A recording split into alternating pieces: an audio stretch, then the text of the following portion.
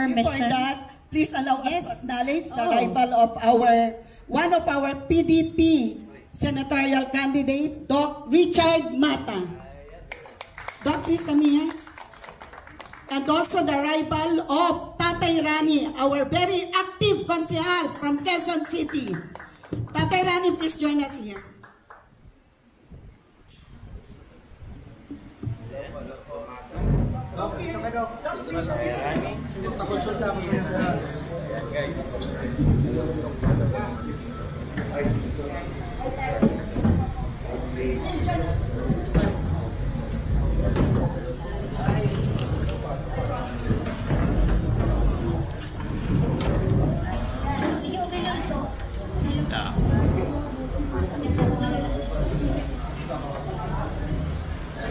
Thank you very much for coming, Dr. Richard Mata, and wow, thank you very much. That's the kind of senator that we have. Yes. Talagang may palabra de honor when you said, yes, I will be there. He just arrived from Davao City, Doc Richard Mata. Yes. And Councilor Ludovica, thank you very much for coming. Nice to see you again.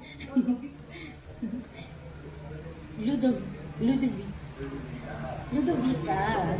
Right. Okay, thank you again. So as I was saying, an audio-visual presentation is prepared, for this is a reflection of our mission, our unity, and our shared voice for peace and development.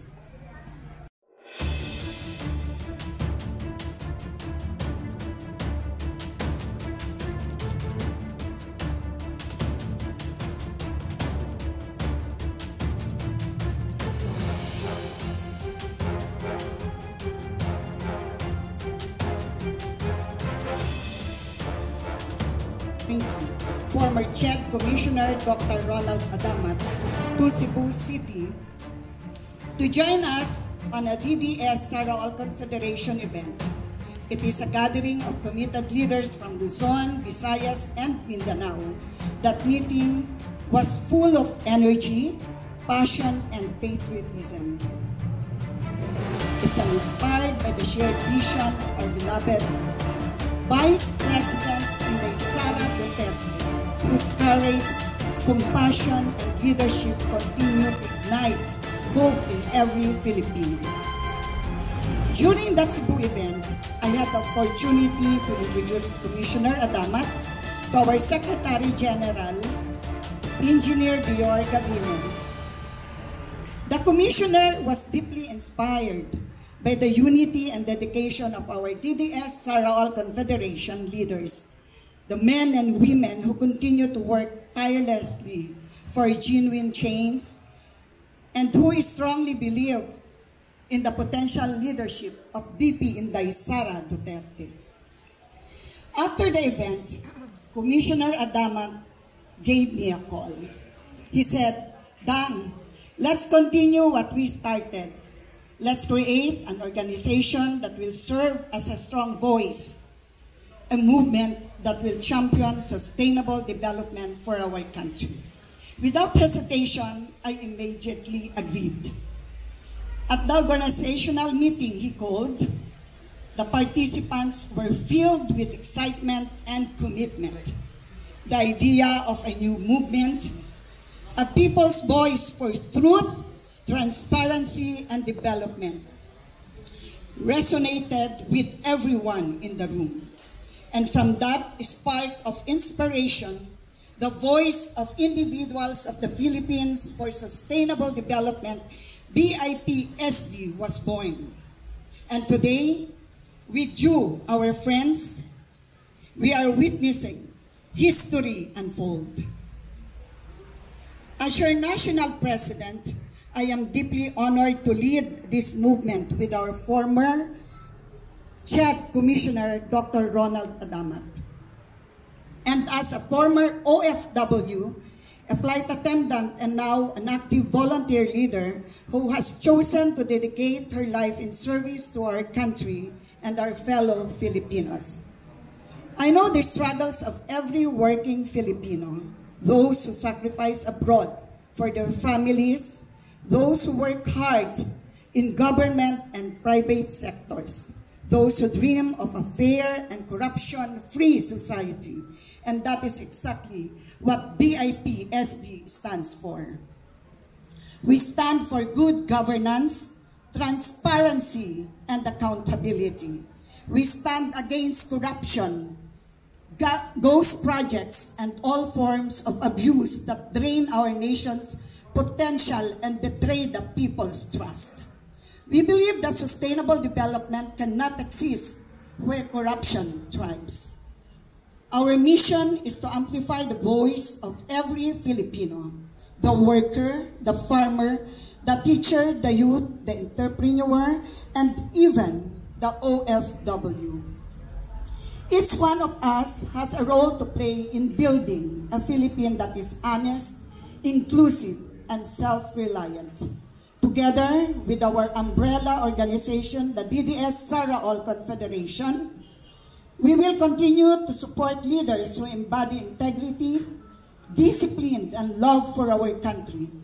Leaders like BP Inday Sara Duterte, whose strength as a woman and compassion as a public servant inspire us all to serve beyond self. As we launch BIP-SD today, let this not just be a ceremony. Let be a commitment. A commitment to speak the truth, to protest what is right, and to serve the Filipino people with all our hearts. To all our members, partners, our kapamilyas, thank you for standing with us. Let us continue to be the voice of change, voice of integrity, and voice of sustainable development. Together, we can fight corruption. Together, we can build a Philippine that is not just prosperous, but also honest, just, and united. Maraming salamat po.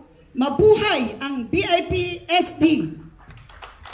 Mabuhay ang DDS Sara All Confederation. At higit sa lahat, mabuhay ang bansang Pilipinas. Thank you, President Dan. Now, to inspire us further and to capture the heart of our advocacy, let us all watch this short audio-visual presentation, a reflection of the name of our Lord. For our Muslim brothers and sisters, we say, Bismillahirrahmanirrahim, in the name of Allah, the most gracious, the most merciful. May this launching mark the beginning of a new journey, fueled by faith, service, and unity. For the glory of God, for the honor of our people, and for the bright future of our beloved Philippines. Amen. Amen. May I request everyone to remain standing for our national anthem.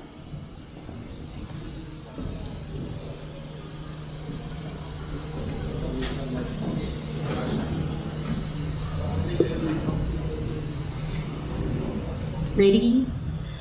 Bayang magiliw, perlas ng silanganan, alab ng puso, sa dibdib tuwing buhay. Lupang hinira, tuyang ka ng mag-ibig, sa manlulupi, di ka pasisili, sa dagat at bundok, sa simoy at sa langit kong luhaw, may nilagang tula at awit sa kalay minamahal. Ang sakang watawag mo'y tabong kaya nagdidinig, ang bituin at araw ng kanyang kamay magdidinig.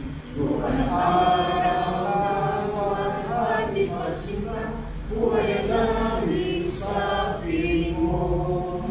Ang ligaya nawag may lumati, ang matay ng pagising. Thank you very much. You may now please be seated. Okay, thank you very much, and I'm glad that we started with prayer, because prayer is powerful. And all of us in this room, I am sure, we all love our country. Yes, we love the Philippines. Yes, we want justice. Yes, and we want freedom. Yes. Okay, on that note, I would like to start the program by introducing a lady who will give us background information on the BIP-SD. So please welcome Ms. Dang Imperial Magalino, President, VIP-SD. Madam, shall we give her a big hand? A blessed day and good morning to everyone. First, I'd like to acknowledge and welcome Lee Tai Lang, a monk Buddhist from Singapore who traveled for this event. Where are you, Mr. Lee Tai Lang? Siguro he's outside. There you go. Thank you for joining us, Mr. Lee Tai Lang. We'd also acknowledge our leaders from Caloocan, Mr. Ferdinand de los Reyes. Our leaders from Barangay Payatas, Nanay Luz Biminda Mangampo. Our leader from Pasig City, the senior citizen. Talagang kahit senior po, umattend can stand up, Mami Chit. Let's give her a warm of applause. Kasi ito po yung mga leaders natin na agaran pag kahit sabihin mo po in an hour, darating po sila at ito po ang mga talagang aktibong liderato na sumasama sa ating mga galawan. To our distinguished guests, syempre we have here former Director Wendell Cabrera. Hello, sir. To the one beside me, Attorney Brian Barte, one of our Board of Directors, our National Secretary General of the Barangays, Mr. Ray Junio, and we are lucky to be seated beside our founding chairman, Dr. Ronald Abdamat. And to all proud Filipinos who believes in service, honesty, and sustainable progress, good day to all of us.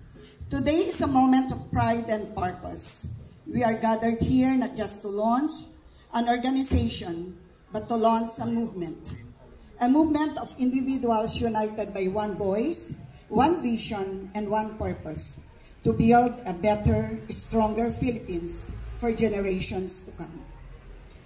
The Voice of Individuals of the Philippines for Sustainable Development, BIPSD, is more than just an advocacy group. It is a dream that became a mission, and the mission that is now a reality. Let me share with you how it all began. A few